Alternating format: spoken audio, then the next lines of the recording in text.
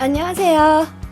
오늘은 제임스 카프만 박사님과 과연 사람들이 말하는 창의성은 사회 문화에 따라서 다른지 아니면 같은지, 그리고 창의성과 정신병은 관련이 있는지, 또 창의성은 IQ 검사처럼 잴 수 있는지 관하여 알아보도록 하겠습니다. 우선 카프만 박사님은 1974년 뉴욕에서 알란 카프만 박사님과 나딘 카프만 박사님 슬하에서 태어나셨습니다. 서던 캘리포니아 대학에서 대학 생활을 시작하셨고요. 그 후 예일대에서 인지심리학으로 로버트 스턴버그 박사님 밑에서 박사 학위를 받으셨습니다.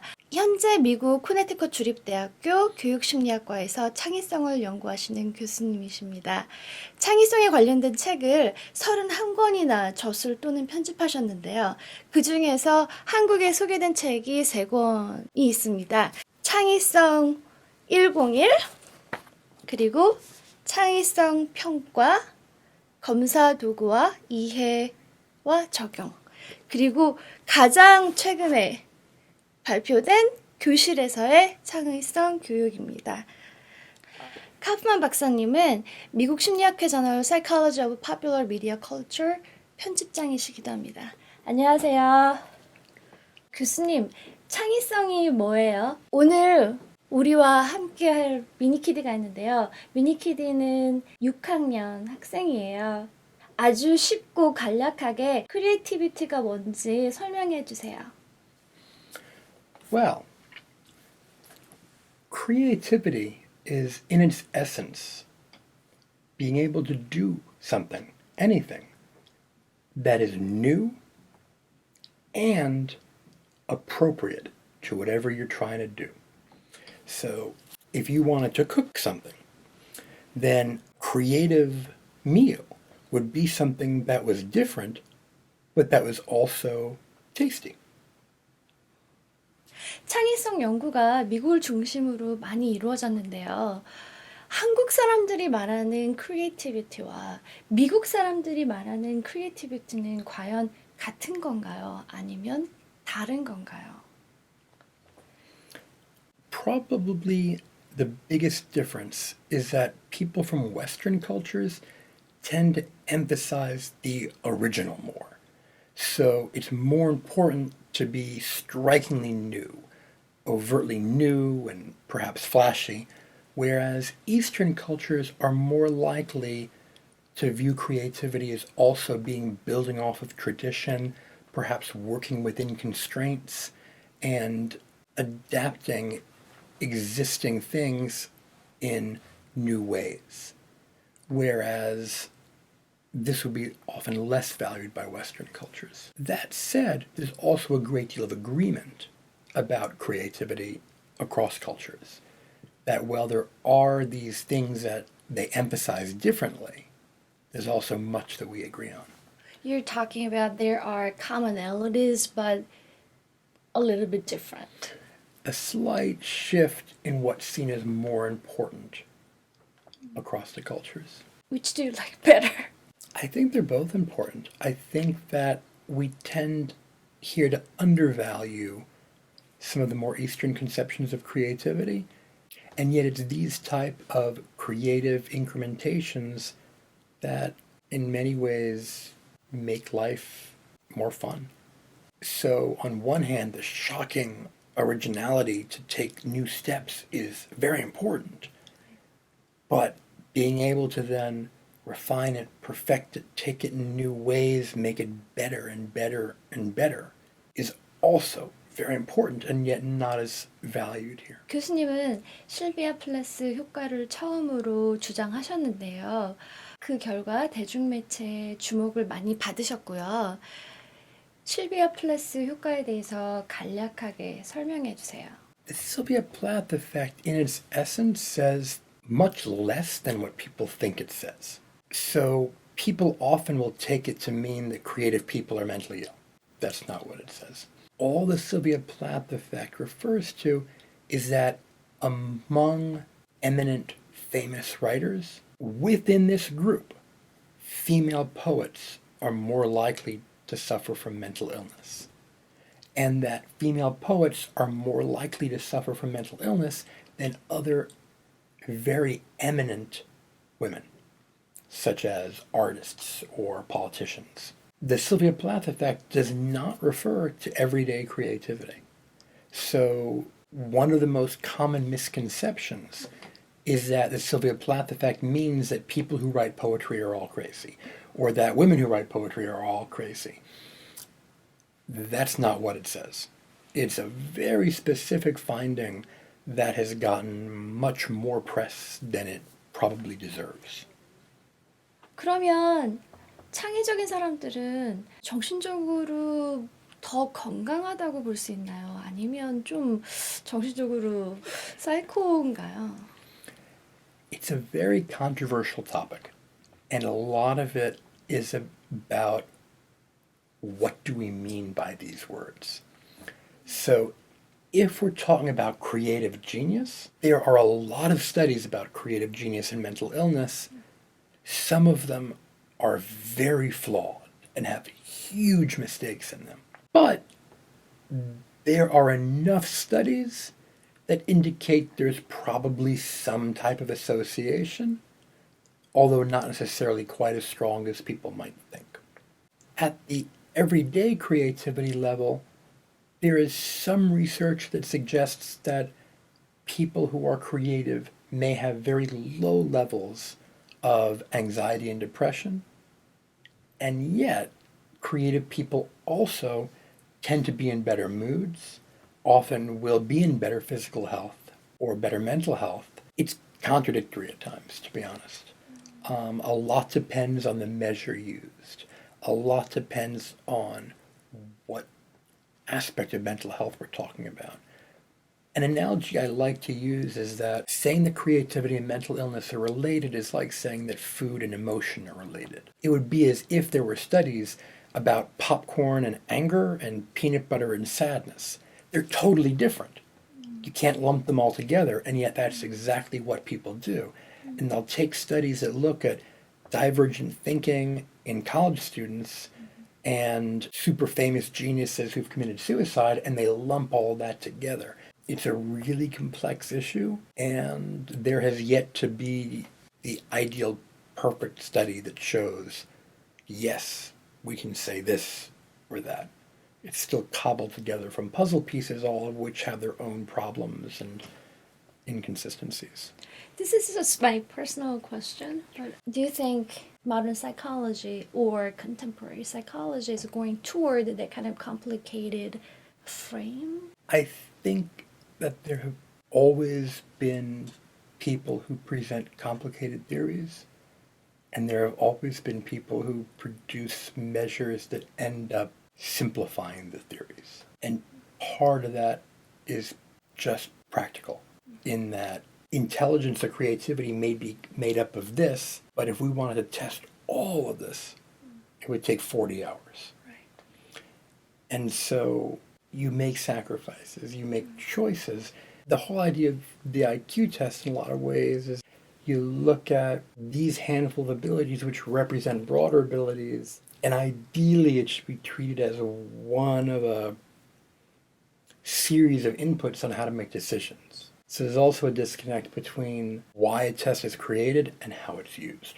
When the SATs were first created, it was because the way that people got into college was if they were rich and had a relative who went to that school. The SATs were supposed to be a great equalizer that would allow smart kids from poor families to go to school. Now they're seen as another symbol of oppression. So if used correctly, a simplified test shouldn't be an issue.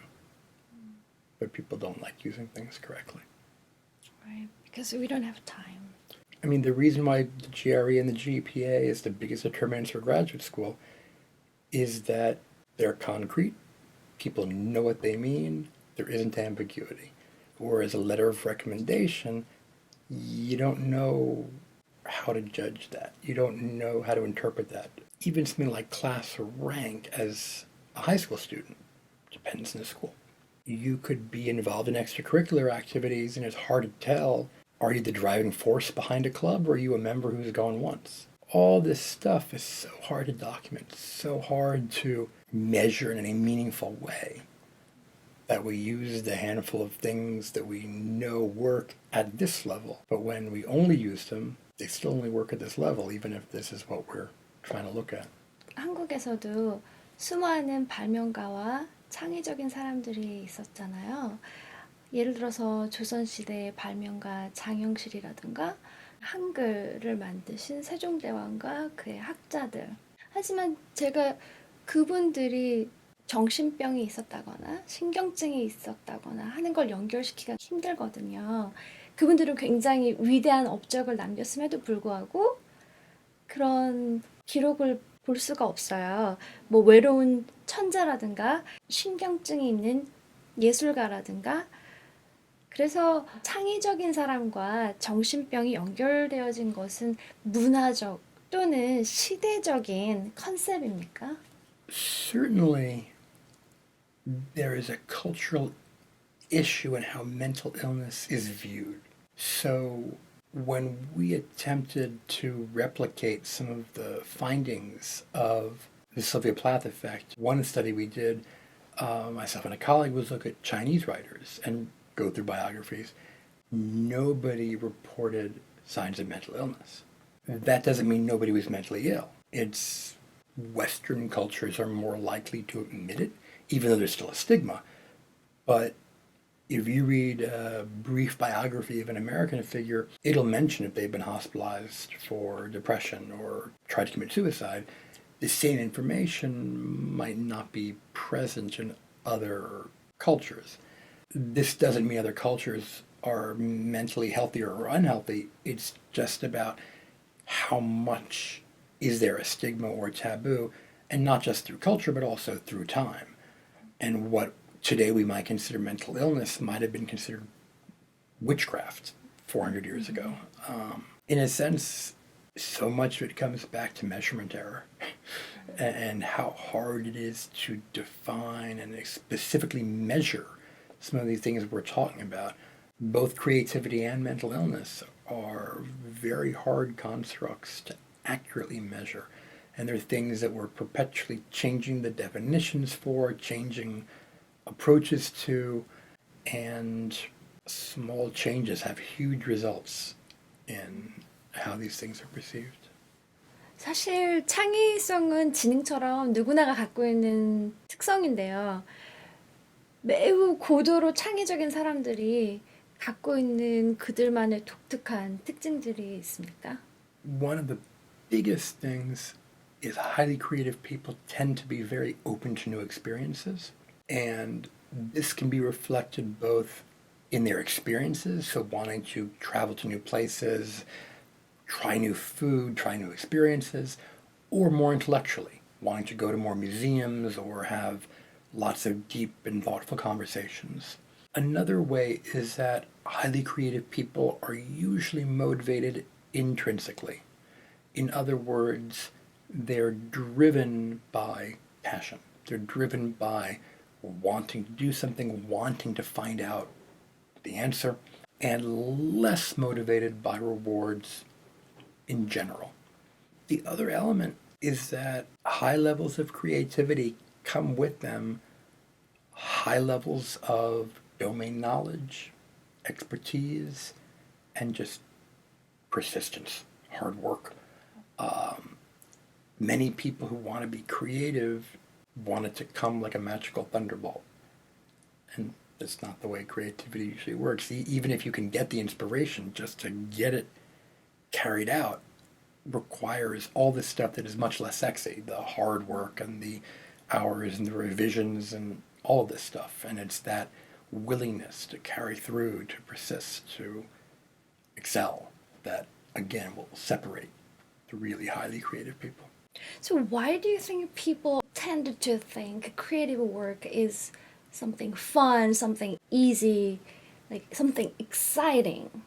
When I was a musician, I tried to write songs really hard, but my friends and my parents, and they just thought I was playing all the time. This is very common. Creative work often isn't seen as work. Part of it is that anything performance related is often not seen as work.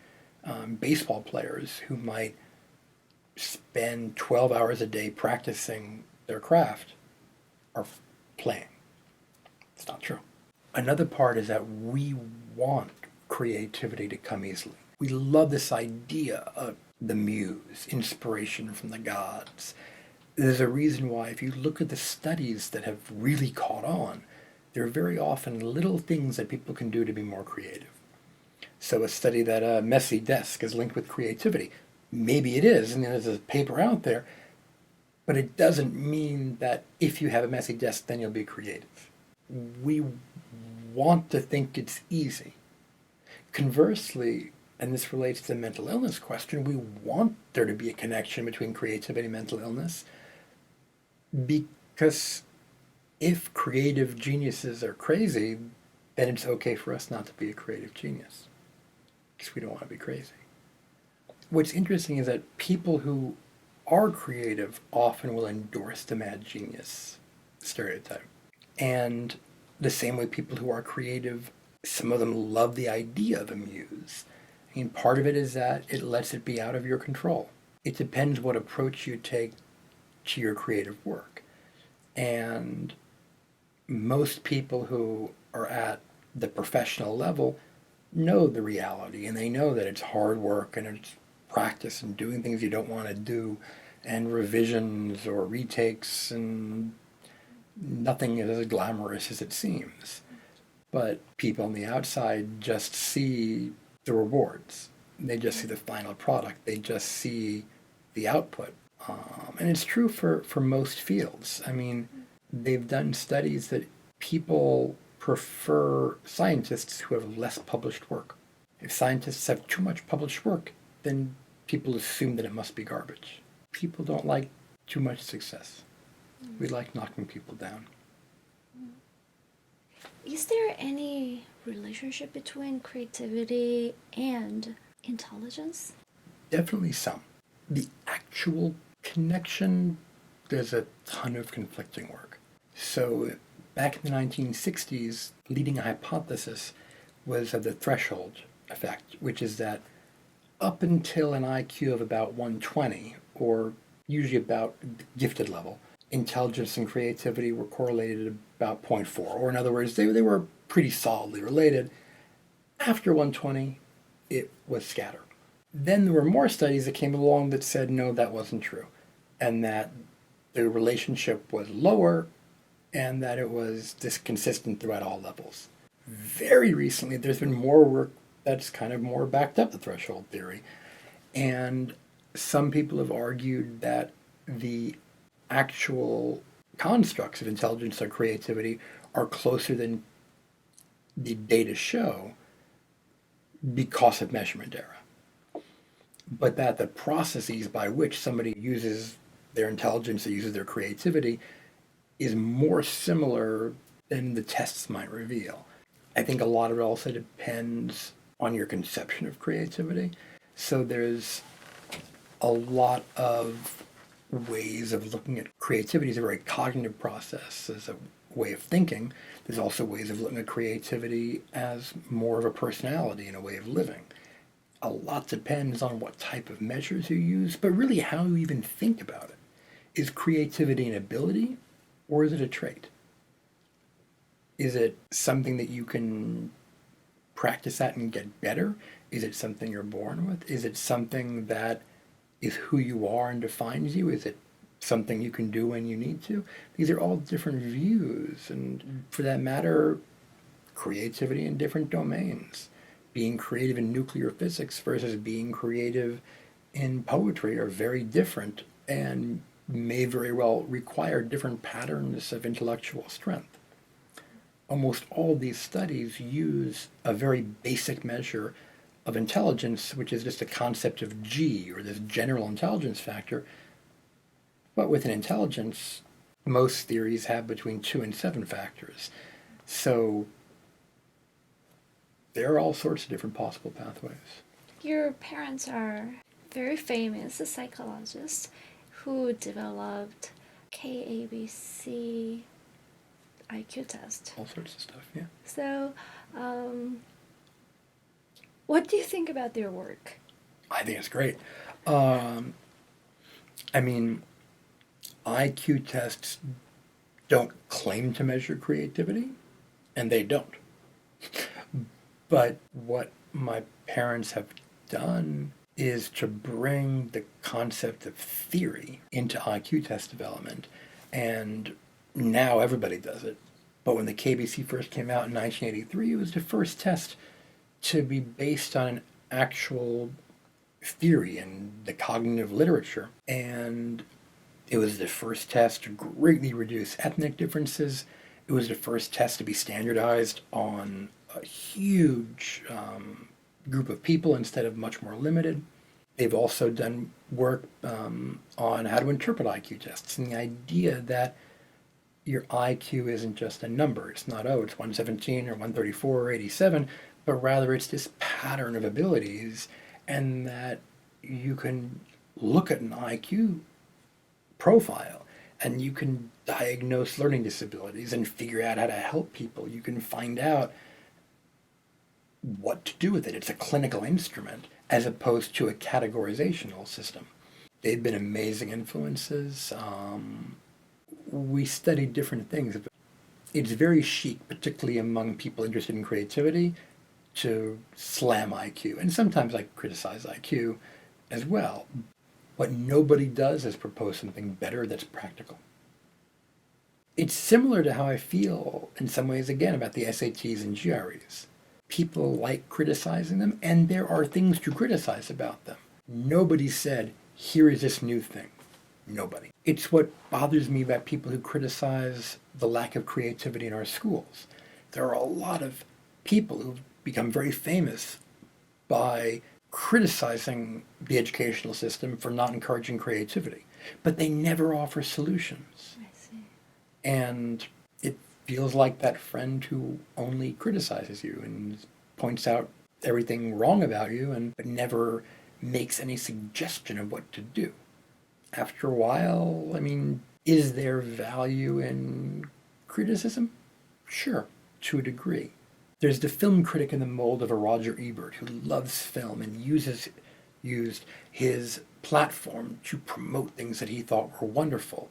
And then there are critics like the food critic in Ratatouille, Anton Ego, who live to destroy and to just slam things. And I think that when it's come to a lot of things, but including IQ tests, a lot more people want to slam them. And I get that they piss people off, but nobody's come up with something better. All the solutions that tend to be proposed would work great if every school district had an extra $1 million hiding around. They don't. 지능검사는 역사가 비교적 오래돼서 한국의 많은 사람들에게 익숙하거든요. 그래서 지능은 잴 수 있다라는 신념이 있어요.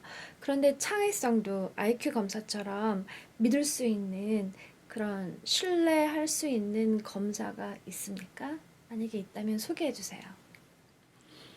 The most popular way of measuring is with the divergent thinking test, which is when you give people open-ended questions like how many uses can you think of for a brick, or what would happen if people could fly, or something like that, and they give many solutions, and you look at both how many answers they give and how rare their responses are. And the good thing about them is that there's a considerable amount of evidence that they're reliable, they do measure something, and it's certainly related to creativity. What I like less about them is that I feel like they're more artificial. It's not as much as measuring real-world creativity, and it doesn't tap into a lot of domains. So people who might be very creative in science wouldn't necessarily score high in this test. Another way is to have people create actual products, which are then rated by experts. And this is called the consensual assessment technique. And the neat thing is that the raters tend to agree, and it's very real world. The problem is that it's very time and resource intensive, and it's not something that could really be rolled out on a grand scale. The other main way is with self-report, which can be great for looking at whether you value creativity or if you think of yourself as a creative person, but they could never be used for anything high stakes because people would lie. 대학교에서 학생을 선출할 때 창의성 항목을 부가적으로 집어넣어야 한다고 주장하셨는데요. 그렇게 될 경우 또 하나의 SAT가 될 가능성이 있진 않나요? 예를 들자면 한국인 부모님들은 굉장히 열정적으로 아이들을 가르치고요. 대학 입시는 경쟁이 심하거든요. 창의력을 증진하는 10가지 방법, 중학생들이 꼭 읽어야 되는 책이 출판된다거나 아니면 창의력 증진 학원이나 과외 선생님이 생길 수도 있거든요.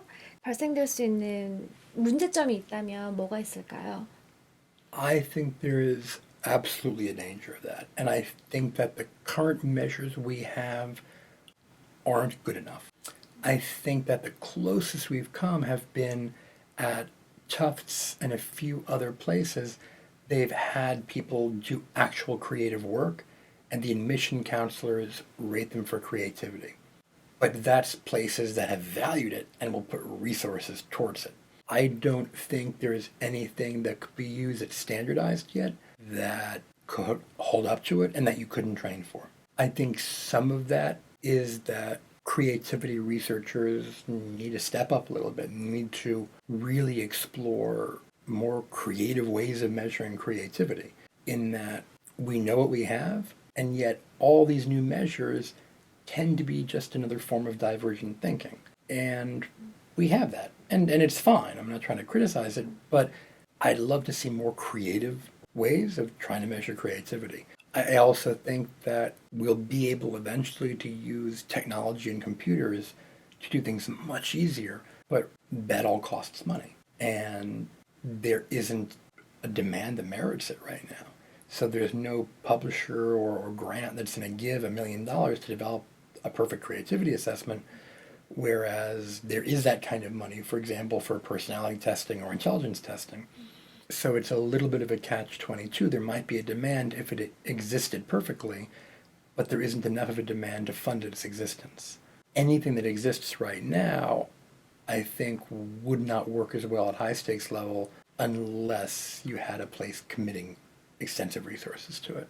You are a father and you're a creative researcher. So is there any secret method to ensure your children's creativity or your own creativity? It's funny, but before I fully got into psychology, I was a creative writer and was a playwright at one point. And when I began to study creativity, I don't think I got any additional insights into studying creativity by being a playwright, nor do I think any of my creativity research helped my playwriting at all. Some of that is because I don't follow my own instructions. And it's kind of similar to being a parent. I try to get my kids to think a little differently, to do more playful, imaginative activities. I try to play games that require a little more imagination, but they're often most happiest in front of the iPad, so I can't say I've succeeded terribly well. Okay. 한국에 와보신 적이 있으세요? Yes, I've been to Korea twice. Once around 13 years ago and once around 5 years ago. And believe I'm coming next year. I'm still working out the details. But I have many very good friends in Korea, psychologists, educators, researchers. In-so Cho, Soonmuk Lee, Un-yoon Sung, and I'm probably mispronouncing their names. But these are all great people who I've worked with, who I've collaborated with, and particularly the second time I went back and getting to see my friends there, them know me a little better, knowing the kind of stuff I like. And we went to see two shows, one that was cooking oriented and one that was martial arts. Oh, I saw all of them. So the cooking show is the one where at the end they're all beating on drums with different ingredients in them. Right, And right, the right. huge one is kimchi. And then the martial arts one, they had a bunch of skits. One of them, Jump. yes, Yeah, that's exactly what I saw. right.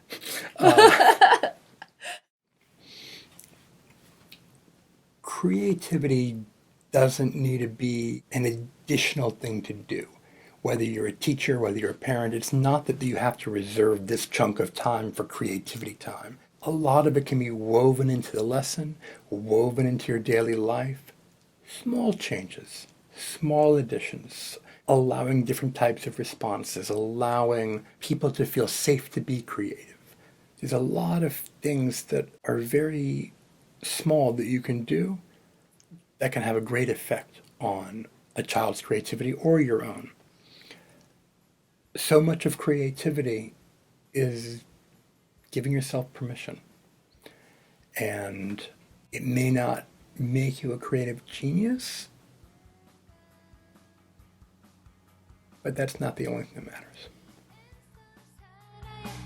Korean barbecue is amazing. I've never found a place in America that's quite gotten it right. But We have it here in Connecticut. is it good? Recently, the new restaurant. It's called Seoul BBQ something. We went there something and it was very good. Where It was is it? very authentic.